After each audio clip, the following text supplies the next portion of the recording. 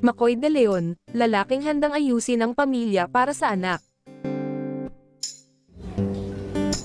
Iligtas niya yung buhay ko. Para na rin akong pinanganak dahil sa kanya.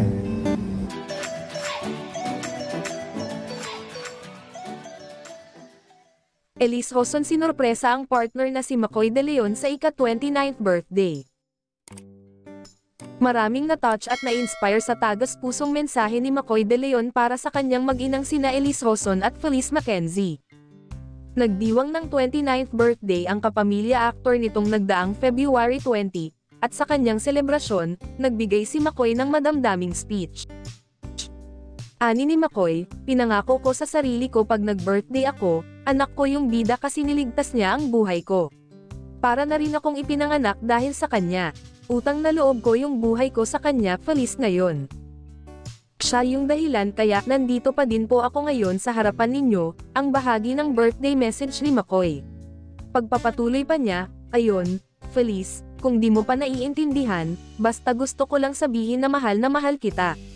Niligtas mo si Daddy, binigyan mo ng chance si Daddy, aniya pa. Para naman sa kanyang long-time girlfriend, sa partner ko, Elise ko, thank you so much and I love you. Alam mo mahirap talaga pero sabi ko wala nang rason para sumuko. Harapin natin ng sama-sama to.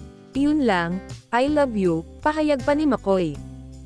Samantala, nag-post din si Elise ng maikling video sa kanyang account. Kalakip nito ang nakakakilig na message ni Elise, to our dear Daddy Makoy, hi. It's me wishing you a day full of precious time to enjoy, to rest, to stop and admire how far you've come. To appreciate little moments like this, to eat and feel good, to see life's greatest blessings, to laugh and take it slow. It's me wishing you more days like this, dreams coming true and a happy heart, pahayag pa ni Elise para sa kanyang partner.